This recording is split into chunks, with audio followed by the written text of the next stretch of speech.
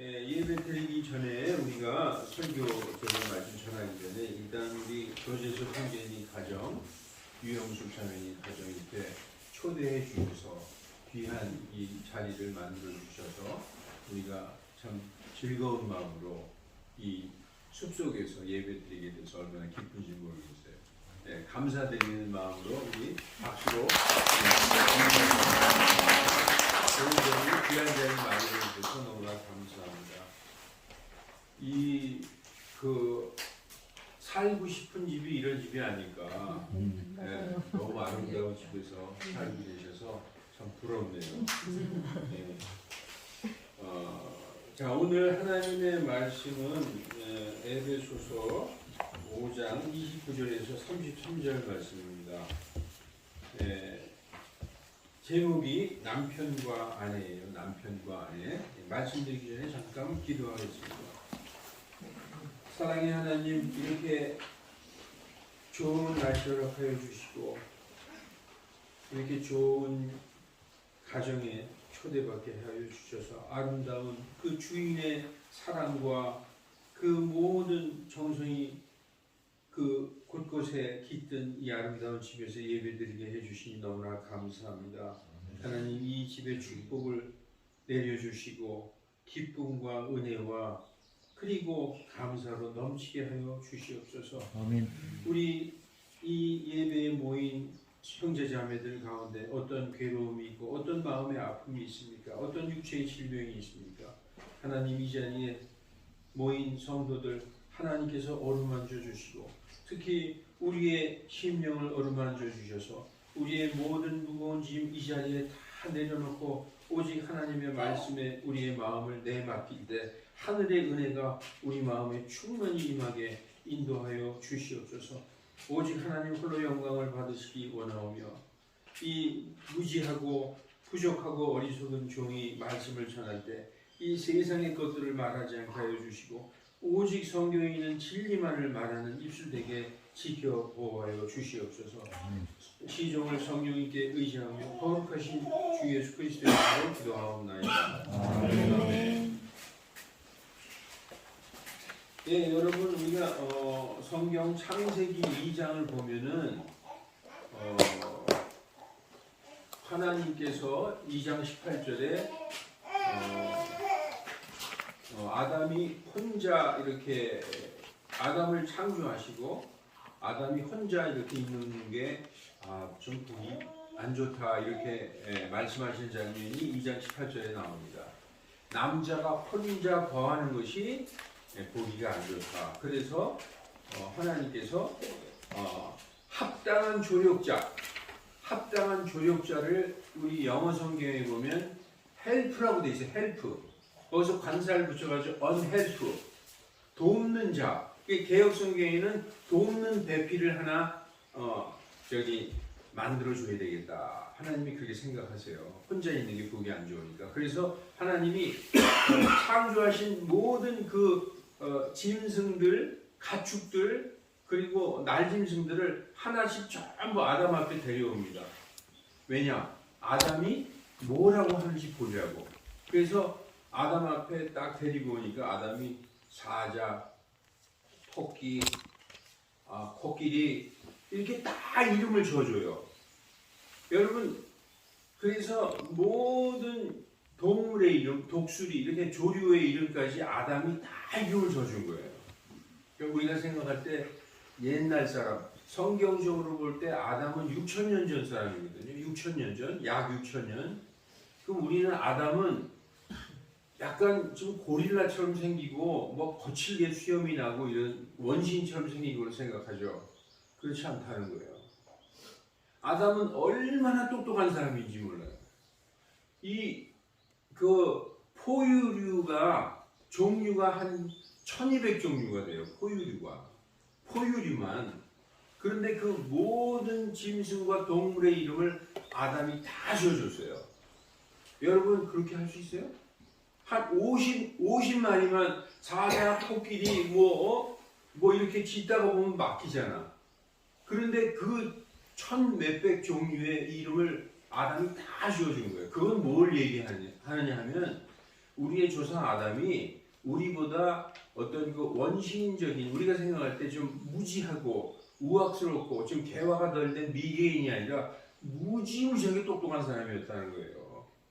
이 모든 짐승의 이름 하나도 그리고 우리가 보세요. 사자 그러면 진짜 사자처럼 생겼잖아요. 너구리 그러면 너구리처럼 생겼어요. 호랑이면 호랑이처럼 생기고 토끼면 토끼처럼 생겼어. 그 짐승의 특징을 그대로 다 보면서 이름을 다 알려줬어요. 그리고 그 아담이 몇 살까지 살았을까요? 950살까지 살았어요. 그러니까 하나님이 창조한 아담은 지금 우리들이 생각할 때 미개인이 아니라 우리보다 훨씬 더 강하고 그리고 똑똑하고 능력이 있고 아담서부터 노아까지 노아 홍수가 있기 전까지 보면 거의 평균 연령이 900세 이상을 살았어요. 900세 이상. 그러니까 우리가 성경을 보면 하나님이 아담을 창조하실 때 하나님의 형상과 하나님의 모습을 따라서 창조하셨다는 거예요. 그러니까 하나님의 능력과 그 하나님의 어떤 지혜 이런 걸 다 가지고 있던 사람이에요. 그래서 이제 그런 아담에게 다 하나씩 짐승들을 데려왔는데 아담이 그냥 토끼, 코끼리, 기린 이렇게 얘기하는 거예요. 그래서 하나님께서 이건 남자가 혼자 있는 게 좋지 않은데 그래서 아담을 깊이 잠들게 하신 다음에 갈비뼈를 하나 취해서 누굴 만들었느냐? 이브를 만들었어요. 그래서 하나님이 그 이브를 데려다가 아담 앞에 딱 데리고 갔더니 아담이 뭐라고 하는 줄 알아요? 지금까지는 호랑이, 코끼리, 기린 그러던 아담이 내 뼈 중에 뼈요, 내 살 중에 살이로다. 완전히 그 정신이 나갈 정도로 너무나 그 아름다운 이브를 보고 내 살 중에 살이요, 내 뼈 중에 뼈라고 고백하는 거예요. 그러니까 그러면서 남자가 나이가 들어서 어느 때가 되면 아버지와 어머니를 떠나서 자기 아내와 만나서 둘이 연합하여 한 육체가 될지니라. 이렇게 말씀하고 있어요. 창세기에. 그런데 그 창세기의 말씀을 오늘 본문에 그대로 가지고 온 거예요. 여러분 오늘 본문 한번 보세요. 오늘 본문 에베소서 5장 30절 31절 보면은 우리는 그분의 몸과 살과 그분의 뼈에 속한 지체들이라. 이런 까닭에 남자가 자기 아버지와 어머니를 떠나서 자기 아내와 결합하여 둘이 한 육체가 될지니라. 이렇게 말씀하고 있어요. 그래서 여러분 제가 한 번 질문을 드릴게요. 달걀이 먼저일까요? 닭이 먼저일까요? 이걸 여태까지 대답을 못하죠. 근데 제가 이미 대답을 가르쳐 드렸어요. 닭이 먼저죠. 그 정답입니다. 왜냐하면 하나님께서 아담 앞에 이브를 데려오셨을 때 응애응애하고 기저귀 차고 있는 이브를 데려온 게 아니라 완전히 성숙한 너무나 아름다운 그 여자 이브를 데려온 거예요. 아담의 갈비뼈를 취해서 여자를 창조하셨는데 그 여자가 어린 애기부터 자라서 어느 때가 돼서 아담한테 온 게 아니라 하나님이 창조하신 이브는 성인 여성을 창조하신 거예요. 그러니까 아담도 아기를 창조한 게 아니라 완전한 성인 남자를 창조하신 거죠. 그래서 우리가 그런 걸 보면 모든 짐승은 다 완전한 어떤 성인의 모습으로 하나님이 창조하셨다라는 걸 우리가 알 수 있는 것입니다. 그런데 여기서 우리가 보면 31절에 이런 까닭에 이런 이유로 남자가 자기 아버지와 어머니를 떠나. 이건 뭐냐면 이제 아담과 이브가 범죄해서 타락한 이후부터는 쫓겨나서 자식을 낳기 시작했잖아요. 그럼 우리는 어린아이부터 자라서 어느 성인이 되면 그때서야 비로소 어떤 여자를 만나서 그 여자와 결혼하게 되는 거죠. 그러니까 아담은 그런 게 없었어요. 처음부터 성인으로 만들어졌으니까. 근데 이런 말씀을 왜 에베소 교회에게 하셨느냐? 오늘 에베소 교회에게. 에베소는 중동 지방이에요. 에베소는 터키의 어느 지방입니다.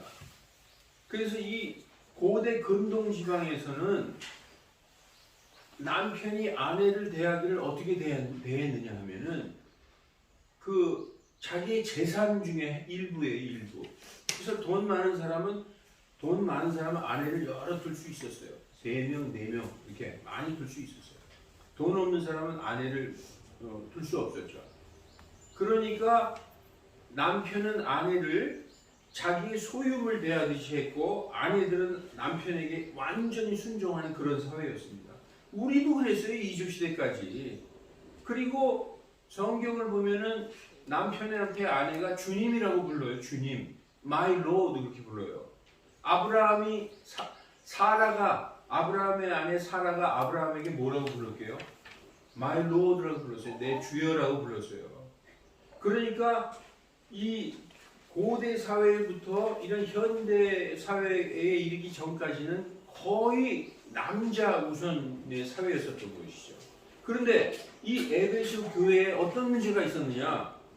에베소 교회가 예수님 믿고 구원받은 성도들의 집합체잖아요. 그런데 그런 교회에 아직까지도 여자를 하인 다루듯이 하고 어떤 복종해야 될 존재고 그런 문화가 있었다는 거예요. 그 지역의 그 역사와 관습과 전통이 여자는 완전히 하인처럼 일방적으로 복종하는, 그래서 남자 마음대로 하는 거예요. 그런데 성경은 뭘 얘기하고 있을까요? 여성 운동할 필요 없어요. 성경 읽으면 성경에 답이 있어요. 이게 지금 에베소서가 AD 50년경에 써진 거거든요. 50년경에. 지금으로부터 2000년 전에 써진 이 성경에 이 에베소서 오늘은 29장부터 33절이지만 에베소서 21절에 보면 5장 21절에 보면은 하나님을 두려워하는 것 가운데 서로 복종하라 이렇게 나와 있어요. 서로 복종하라. 그 시대에 그 말씀을 들으면 이거는 완전히 말도 안 되는 얘기고 완전히 혁명적인 얘기예요. 여자들을 재산처럼 나의 소유물처럼 다루던 그때의 성경에서는 서로 복종하라고 나와 있어요. 영어로 얘기하면 submitting yourselves one to another 이렇게 돼 있어요. submitting이라는 단어가 썼다는 거예요. submitting. 그게 submission이라는 단어예요. 여러분 우리가 요즘에 텔레비 보면은 격투기 우리가 가끔 보잖아요. 어쩌다가 그 두 선수가 막 치고받다가 한 사람이 기술을 써가지고 확 꺾어가지고 이렇게 해서 목을 조르든지 팔을 졸라가지고 꼼짝 못하게 하면은 아이고 나 좀 놔달라고 이렇게 탭을 치잖아요. 그게 서브미션이에요. 서브미션. 굴복, 복종한다, 항복한다 그거거든요. 근데 submitting yourselves one to another 이렇게 돼. 서로 복종하라. 남편을 존경하고 아내를 사랑하라 그 정도가 아니라 서로 복종하라는 거예요. 대단한 단어 아니겠어요? 그러면 뭐 여권 신장을 위해서 운동할 필요도 없고 성경에 그때 이 성경에서 여자를 대하는 그 사상을 어떻게 전하고 있느냐? 완전한 동등하고 평등하고 존중할 존재로 얘기하고 있다는 거예요. 그래서 모든 기독교 국가들, 대표적으로 미국 같은 미국, 영국, 프랑스, 덴마크, 스웨덴 같은 나라들의 그 국가 건국의 이념의 가치를 보면은 자유, 평등, 박애가 있어요. 평등이 있는 평등, 남녀 평등이라는 거죠. 노예도 존재하지 않는 평등을 주장하는 것입니다. 그래서 피 흘리면서 노예 해방 운동도 하고 여성 해방 운동도 한 것입니다. 이게 벌써 성경에 나와 있는 거예요. 에베소 지방에도 여자를 종처럼 다루는, 근데 사도 바울이 그러는 거죠. 사도 바울이 그러면서 여기 32절에 보면은 이것은 큰 신비라 이렇게 돼 있어요. 이것은 큰 신비라. 지금까지 얘기한 게 큰 신비라는 거예요. 남자가 자기 아버지 어머니를 떠나서 한 여자를 만나서 결합하여 둘이 한 육체가 되는 것, 결혼하는 것, 이게 엄청난 신비다. This is a great mystery라고 돼 있어요. 미스테리는 신비예요. 개혁성경에는 큰 비밀이라고 돼 있는데 비밀이 아닙니다. 비밀의 목적은 끝까지 숨기는 거예요. 모르게 하려고. 근데 미스테리는 때가 되면 드러나는 게 미스테리예요.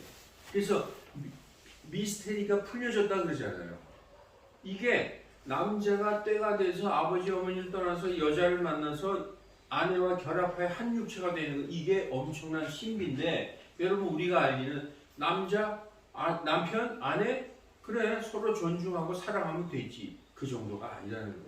그러면서 이어서 뭐라고 얘기하고 있어요? 그러나 내가 그리스도와 교회에 대하여 말하노라, 이렇게 말씀하고 있죠. 그리스도와 교회가 남편과 아내의 상징이라는 거예요. 남편과 아내. 그런 말씀이 어디 있어요? 성경에 있습니다. 고린도후서 11장 2절 펴보세요. 고린도후서 11장 2절에 보면은 내가 하나님에 속한 질투로 너희에게 질투하노니 내가 너희를 그리스도께 드리기 위하여 한 순결한 처녀로 그리스도께 드리기 위하여 한 남편에게 정언시켰습니다. 이렇게 얘기하고 있어요. 그건 뭐냐? 교회. 이 고린도 교회는 아내고, 교회는 아내고, 그리스도는 남편이라는 거예요. 남편과 아내의 관계를 그리스도와 교회의 관계에서 우리가 알 수 있는데, 여러분 이제부터 남편과 아내라는 거에 대해서 다르게 생각이 들걸요. 자, 남편이 그리스도고 아내가 교회인데, 에베소서 5장 24절에 보면 아내들아 그 교회가 그리스도께 복종하듯 모든 일에서 남편에게 복종하라, 이렇게 되어 있어요. 여자들은 기분 나쁘죠. 아내들아. 근데 25절에 보면 남편들아 그리스도께서 교회를 사랑하사 교회를 위하여 자신을 주신 것 같이 자기 아내를 사랑하라, 이렇게 나와 있어요.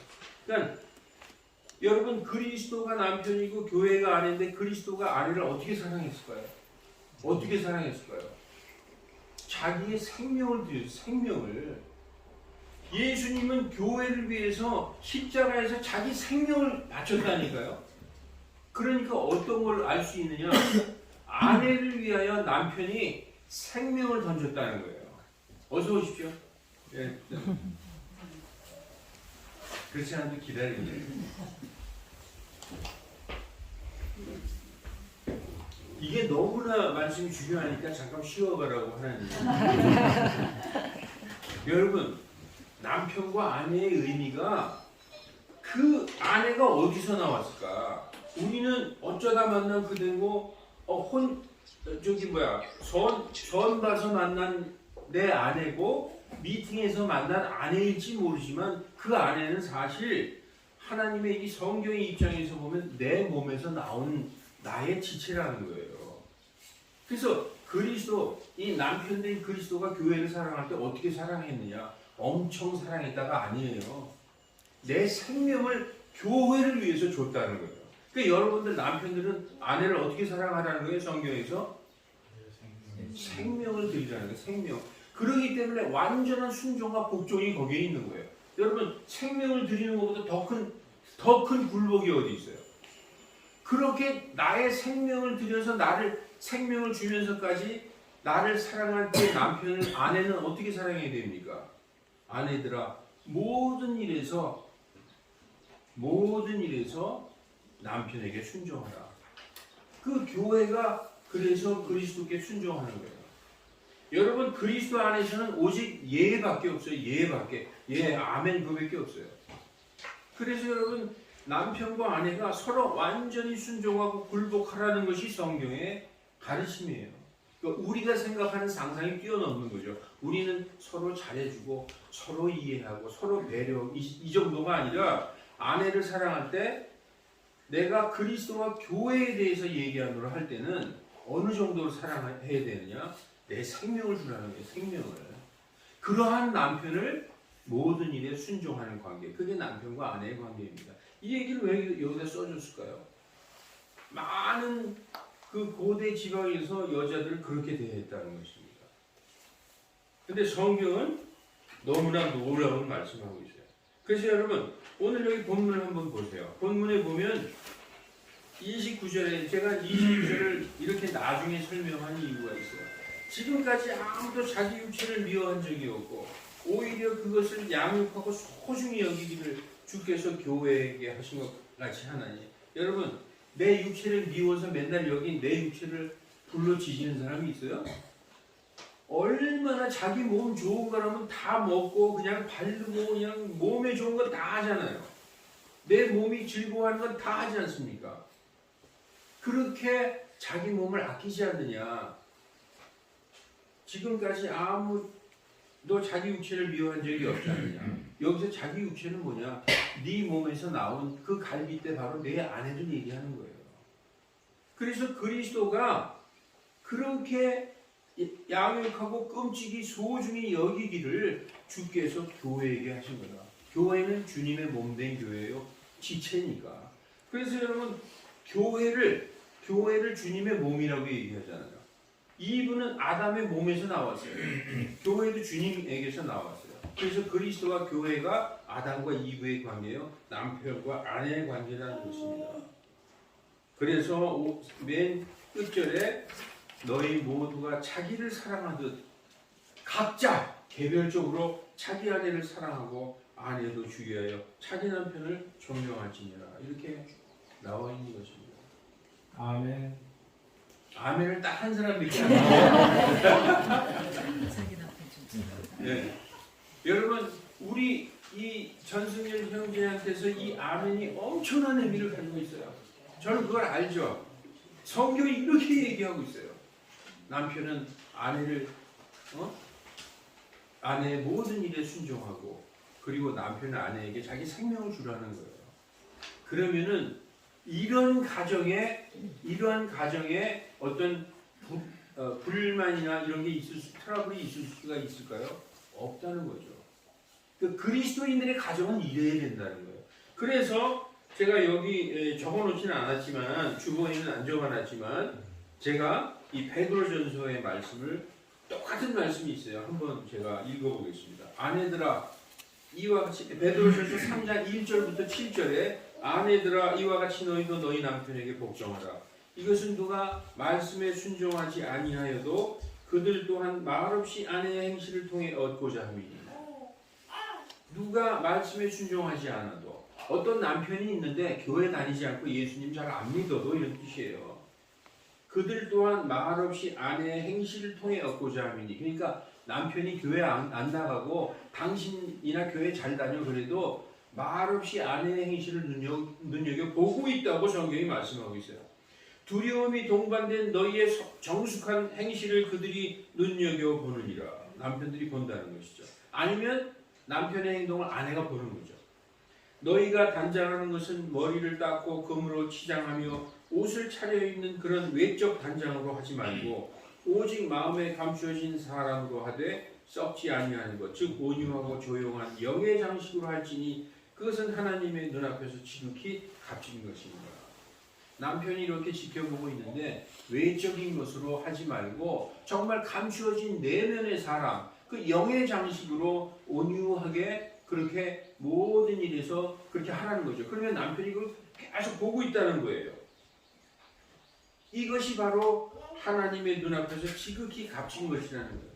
교회 다닌다고 하면서 아내가 좀 너무나 내 마음에 못마땅하게 행하고 남편이 교회 다닌다고 하면서 전보다 더 이상하게 행하고 그러면 그런 남편 아내를 보고 교회에 나오겠어요? 그러나 정말 하나님 앞에서 값진 귀하고 조용한 영의 양식으로 그 행실을 이렇게 아내나 남편이 눈여겨볼 때 야 진짜 우리 집사람은 교회 다니더니 완전히 딴 사람 됐다. 정말 예수님 믿는 것 같다. 이런 거를 보여주라는 거예요. 보여주면 어떻게 되느냐? 보여주면은 7절에 남편들아 이와 같이 너희도 지식에 따라 아내와 동거하고 지식에 따라 아내와 함께 살라는 거예요. 무슨 지식에 따라서? AI 지식에 따라서? 아니라는 거죠. 성경 지식에 따라서 말씀이 너희에게 가르치는 그대로 따라 살라는 거예요. 아까 뭐라고 그랬어요? 아내들아 교회가 그리스도께 순종하듯이 모든 일에서 남편에게 순종하시니라. 남편들아 너희 아내 사랑하기를 그리스도께서 교회를 사랑하사 자기를 주신 것 같이 그렇게 사랑하라. 이 말씀을 따라서 살라는 거죠. 그 지식에 따라 동거하라. 그녀를 그 아내를 좀 더 약한 그릇이요 또 생명의 은혜를 함께 받을 상속자로 여기고 존중하라. 여자는 약하잖아요. 얼마나 약하고 연약해. 그 약한 그릇으로 그리고 여기 중요한 말씀이 있는데 생명의 은혜를 함께 상속받을 자로 이게 성경의 언어지만 한마디로 같이 영생을 얻어서 천국에 같이 갈 자로 여기고 존중하라. 이렇게 얘기하고 있어요. 내 아내와 내 남편, 나중에 영원히 천국에 같이 갈 사람이다. 이렇게 생각하고 존중하라는 거예요. 그래야만, 여기 마지막 말씀이 중요해요. 그리하여야 너희 기도가 방해받지 아니하니라. 남편과 아내가 뭔가 불만이 있고 통하지 않고 싸움이 있는 가운데 기도해서 하나님이 들으실까요? 그렇지 않다는 거예요. 서로가 완전한 순종과 복종 가운데 완전한 평화가 가정에서 이루어질 때 하는 모든 기도가 하나님께 올바로 전달된다는 것입니다. 여러분, 그래서 이제 제가 말씀 마치겠습니다. 이 말씀을 준비한 이유는 우리 교회 성도들을 너무나 말씀을 사랑하고 정말 성경대로 이렇게 믿음을 가지고 있어요. 저도 그래서 너무나 기쁩니다. 그렇지만 믿지 않는 배우자가 있잖아요, 아직도. 근데 한국 사람들을 많이 그래요. 당신 교회 열심히 다녀. 교회 다니는 거 안 말릴게. 교회 가서 열심히 기도하고 대표도 다녀. 내 목까지 다녀. 그런데 구원받는 거는 1대1의 관계예요. 내가 구원받는다고 내 아내도 내가 구원받았다고 내 남편도 자동으로 구원받는 게 아니라는 거예요. 남편과 아내가 목사와 사모를 할지라도 아들, 딸들은 지옥에 갈 수도 있어요. 그러니까 다 1대1의 관계예요. 그러니까 정말로 남편을 사랑하고 아내를 사랑하면은 그 남편과 아내를 위해서 복음을 전하는 것이 하나님께서 여러분에게 주신 사명이라는 거예요. 그래서 여러분, 그래야 생명의 은혜를 함께 상속받고 서로 같은 마음이 될 것 아닙니까? 예. 말씀의 지식에 따라서 살아가는 크리스천으로서 사랑하는 가족을 먼저 하나님께 인도하는 그 큰 사명을 잘 감당하시는 형제 자매들이 되시기를 주 예수 그리스도의 이름으로 간절히 축원합니다. 기도하시겠습니다. 거룩하신 하나님, 세상은 점점 악해지고 남편과 아내가 그 성경에서 말씀하신 서로의 가치를 모르고 살고 있습니다. 그러나 오늘 하나님께서 우리에게 주신 말씀처럼 아내를 위하여 목숨을 바쳐 아내를 사랑하고 또 아내는 목숨을 바쳐서 나를 사랑하는 그 남편에게 모든 것에서 순종하는, 서로가 서로에게 순종하는 그러한 그리스도의 가정들이 다 되게 하여 주시옵소서. 그러한 가정에서 하나님의 자녀들이 아버지와 어머니의 행실을 보고 배우고 자라고 그 신앙을 물려받는 줄 믿습니다. 아버지 하나님, 간절히 기도하기는 우리 가운데 믿지 않는 배우자가 있습니까? 우리의 행실을 통해서 우리가 정말 어떻게 사는가, 그 사는 모습을 통해서 우리의 배우자가 하나님께로 정말 하나님이 계시는구나 하고 하나님께로 나오는 놀라운 역사가 일어나게 하나님 인도하여 주시옵소서. 그리고 우리 가정뿐 아니라 우리가 가정을에서 하는 모든 행실이 바깥에서 다른 사람에게도 그렇게 온유하고 사람들을 사랑하고 겸손한 행실로 인하여서 교회에 돌아오고 하나님을 찬양하는 그러한 크리스찬들 다 되게 하나님 인도하여 주시옵소서. 감사드리며 거룩하신 주 예수 그리스도의 이름으로 기도하옵나이다. 아멘.